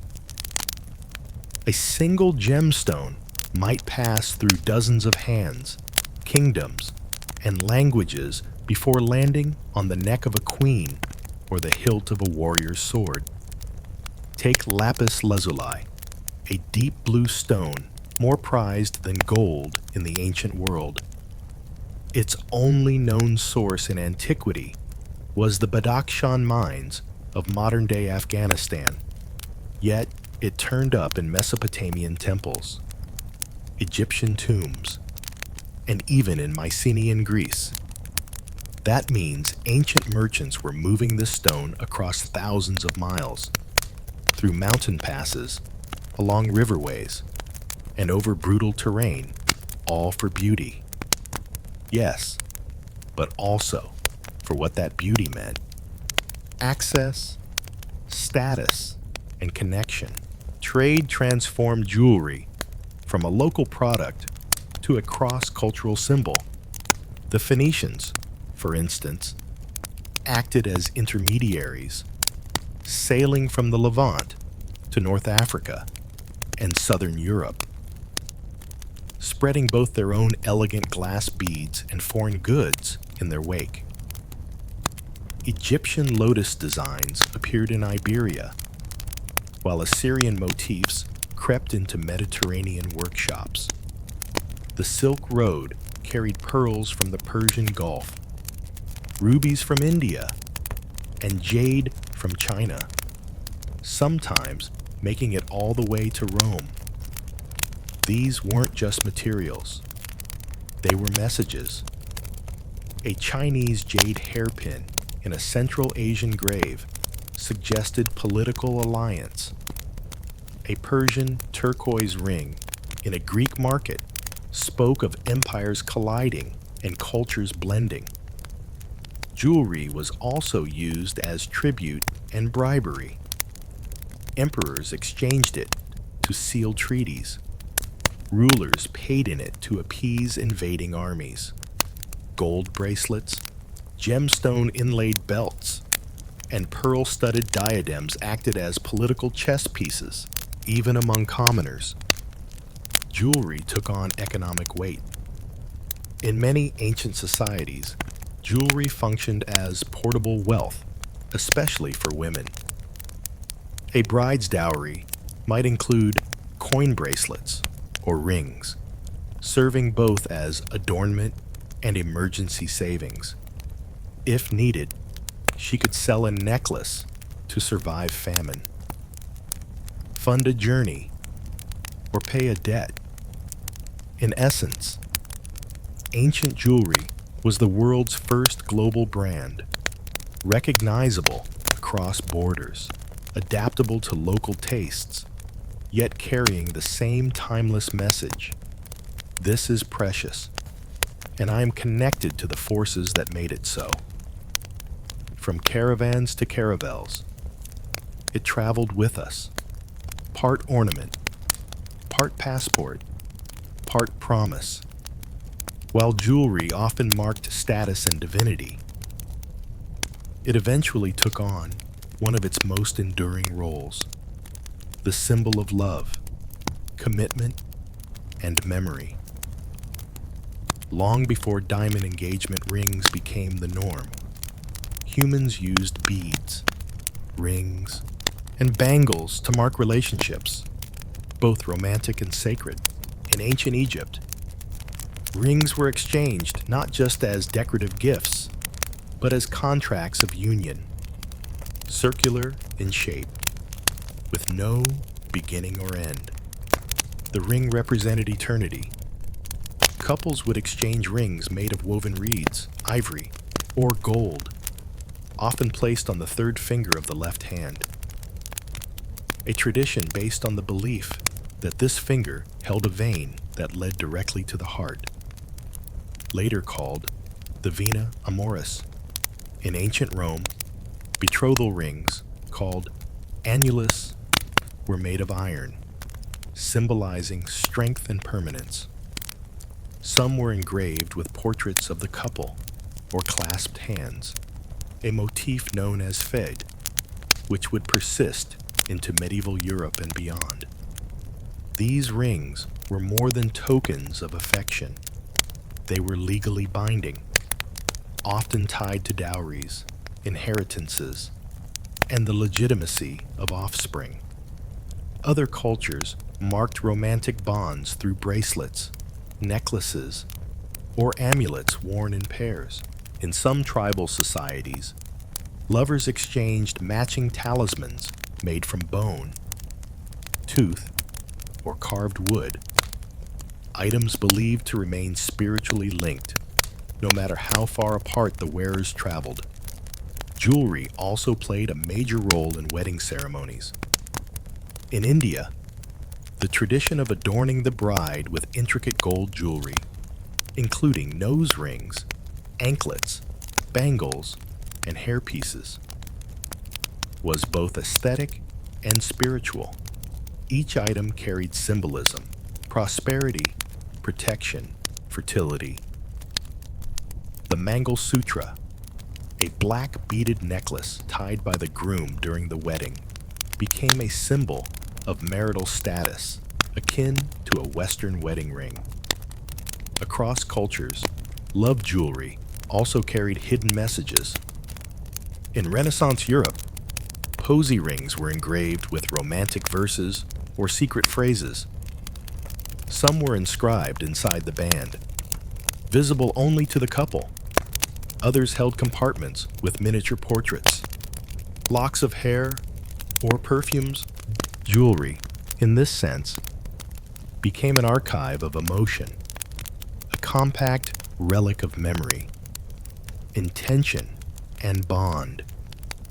It was the tangible form of something invisible: trust, devotion, connection, worn close to the skin, kissed in moments of longing, passed from generation to generation. It whispered, "You are not forgotten. We are still linked." And long before vows were written down, they were etched in metal and worn with pride. Throughout ancient history, jewelry didn't just decorate the body, it connected it to the divine. Adornments were often charged with spiritual meaning, used not just for beauty or wealth, but to invoke blessings, protect against evil, and mark sacred roles. A necklace was rarely just a necklace. It was a prayer, a barrier, a silent conversation with the gods. In ancient Mesopotamia, priests and priestesses wore elaborately designed pectorals and headpieces during rituals. These weren't accessories, they were spiritual uniforms, crafted to mirror celestial forms or mythological creatures. A single bead might represent a planet. A clasp might depict a god's weapon. Jewelry served as a way to physically embody cosmic order. Egypt took this even further. High priests wore items designed to channel the power of the gods. The Menat necklace, for example, was not only decorative, but was believed to bring fertility and divine favor. Worn by priestesses of Hathor, it was often shaken like a rattle during ceremonies to please the goddess. The famous Usek collar, seen in countless Egyptian paintings, was a solar symbol, its curve mimicking the path of the sun, god Ra, across the sky. Across ancient India, jewelry played a vital role in both Hindu and Buddhist traditions. Earrings, bangles, and anklets were thought to stimulate energy points on the body, aligning the chakras and promoting spiritual well-being. Gold was associated with purity and immortality, often reserved for deities and sacred rites. Statues of gods were adorned with intricate gold jewelry, echoing the belief that the divine deserved and demanded earthly riches. In the Americas, the Maya and Aztecs viewed jade as a sacred stone, far more valuable than gold. It symbolized life force, breath, and divine energy. Priests wore jade pendants shaped like deities, and rulers were buried with jade in their mouths to carry their soul into the afterlife. Even in early Christianity, amulets and medallions inscribed with crosses or saints' images were worn to ward off plague, demons, or temptation. Jewelry here wasn't just pious, it was protective. Whether worn by a humble farmer or a high priest, ancient spiritual jewelry spoke to a shared human impulse to seek protection, favor, and meaning from beyond. A sacred shimmer, a divine thread, a way to carry the heavens not in the sky, but around your neck. As ancient civilizations rose and fell, their jewelry remained, buried in tombs, hidden in ruins, or passed hand to hand across generations. What started as beads on a string evolved into something far more powerful. A vessel of memory, a statement of identity, and sometimes the only clue left behind. In burial sites, from Scandinavia to Nubia, jewelry offers intimate portraits of the dead. A brooch might reveal cultural origin.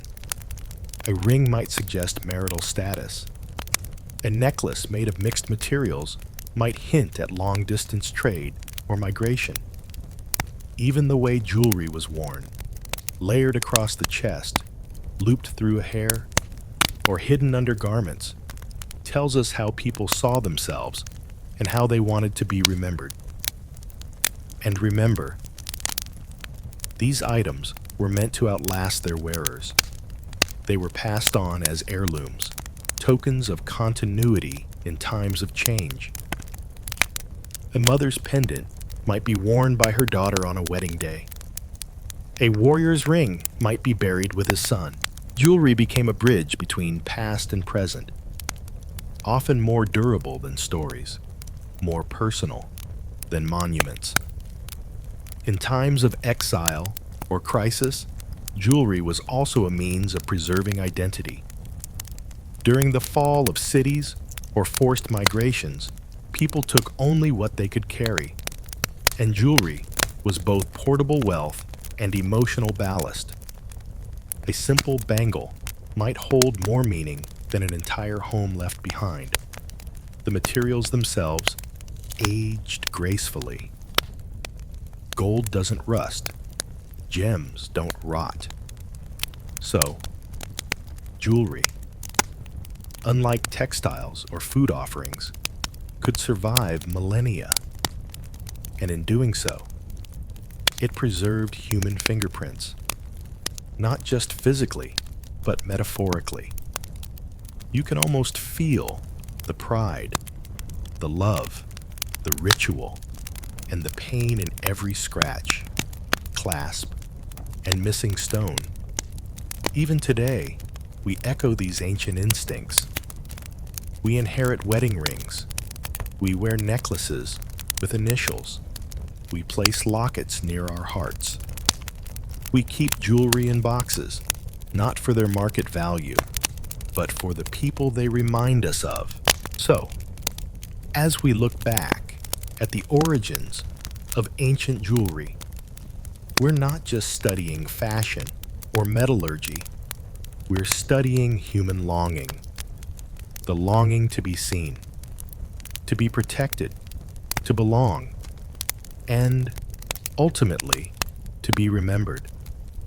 Wrapped in gold, strung in shell, cast in bronze, the story of jewelry is the story of us, durable, personal, eternal. From the delicate shimmer of shells strung in ancient caves to the golden splendor of royal crowns, jewelry has woven a tapestry of human longing, carrying tales of love, power, and the divine across millennia. As we set aside these glittering relics, we turn from the adornments worn above ground to a hidden world carved beneath it.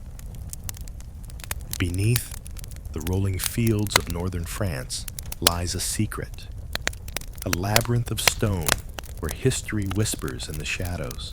Leave behind the sparkle of gems and follow us now into the cool, silent depths of Naurs, a forgotten underground city, etched with the echoes of survival, refuge, and the resilient spirit of those who sought shelter in its embrace. Beneath the peaceful wheat fields and quiet lanes of northern France lies a secret most passers-by would never suspect. A vast underground city, carved directly into soft chalk. Just outside the village of Nieurs, near the Somme River in Picardy, this subterranean labyrinth unfolds, a network of over 300 rooms, stretching more than 3 kilometers through the earth. Descend just 33 meters, and you leave behind the sunlit world above. Here, in the cool, shadowed depths, you step into a ghost city, etched in stone. On the surface, it's unassuming. A small entrance tucked into a wooded slope, easily overlooked. But cross the threshold, and the air shifts, damp, heavy with silence. Narrow passages twist and widen, opening into chambers that once hummed with life, stables for livestock, kitchens with hearths, even a chapel with a vaulted ceiling. Its walls smoothed by ancient hands. Some rooms connect through low, winding corridors. Others end abruptly, their purpose lost to time, perhaps storage, perhaps something more secretive. This is no mere cave. It's a hidden world, a testament to human ingenuity and survival. No definitive record tells us exactly when or why Nieurs was first built, but clues whisper through the stone. Scholars estimate construction began in the Middle Ages, possibly as early as the 9th century, during the chaos of Viking raids that swept through northern France. Villages above ground were vulnerable, exposed to fire, steel, and plunder. Below, in the chalk, safety beckoned. Entire communities could vanish underground, taking their livestock, grain, and hopes with them.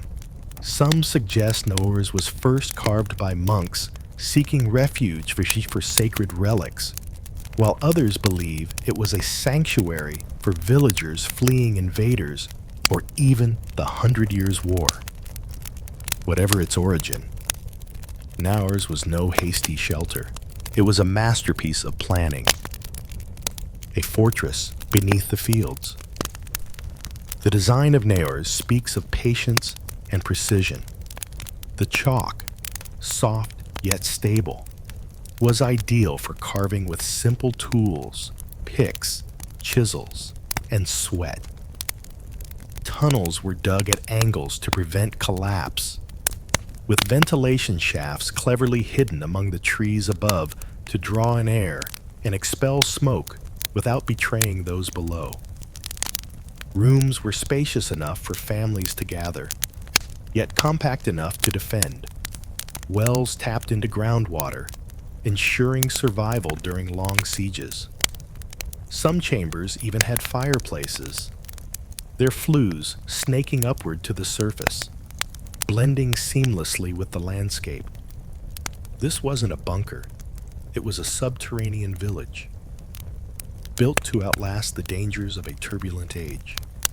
Every corridor, every carved step, reflects a community's defiance, a refusal to be erased by the violence above. But as the medieval threats receded, Nieurs slipped into obscurity by the Renaissance. Its entrances were forgotten, sealed by time and tangled roots. The underground city slept, its chambers empty, its purpose a fading memory. Villagers above spun tales of hidden tunnels, but few believed them. Nieurs might have vanished entirely, lost to history, if not for a curious priest in the 19th century. Exploring the wooded slope, he stumbled upon a collapsed entrance and began to excavate. What he found astonished him. A sprawling maze, perfectly preserved, its walls still bearing the marks of medieval tools. Naurs was reborn, not as a refuge, but as a curiosity, a relic of a forgotten past. Then came the 20th century, and with it, a surprising new chapter. During World War I, the Somme region became a crucible of suffering. Scarred by trenches and artillery fire, Naurs, rediscovered and accessible, offered a rare haven. Allied soldiers, particularly Australians from the Anzac forces, used its cool chambers as a place to rest, plan, and escape the relentless shelling above. They left behind more than footprints. On the chalk walls, they carved over 2,000 inscriptions, names, dates, hometowns, even sketches of ships and faces. Some wrote with pride, others with longing. J. Smith, Sydney, 1916, one reads. Another simply says, home soon. These carvings are raw, human. A soldier's quiet claim to existence in a world of chaos. Naurs, once a medieval sanctuary, became a canvas for their hopes and fears, a place where history layered itself once more. For decades, these wartime marks were seen as little more than graffiti, their stories ignored. But in 2014, an archaeologist named Gilles Prelat looked closer. Combing through the inscriptions, he realized they weren't random scrawls. They were a record, a fragile archive of men who'd fought, laughed, and dreamed in these tunnels. Prelat's work revealed the names of soldiers, some traceable to families still living, others lost to the war's grim toll. Suddenly, Naurs wasn't just a medieval marvel. It was a monument to resilience across centuries. The underground city had sheltered monks from Viking blades, villagers from medieval wars, and now soldiers from distant shores, each leaving their mark, each claiming a piece of its story. Today, Naurs stands as more than a tourist site. It's a symbol of endurance, a place where the past speaks through chalk and shadow. Visitors walk its corridors, tracing the soldiers' carvings, feeling the weight of lives lived and lost. The air is still cool, the silence still profound, but now it carries a question. What drove people to carve this hidden world below? Was it fear, faith, or the stubborn belief that life could persist, even in the darkest times? Naurs doesn't answer. It simply endures, its chambers holding the whispers of those who sought refuge here. Monks, villagers, soldiers, and now us, standing in their footsteps, marveling at a city that time forgot, but never fully silenced.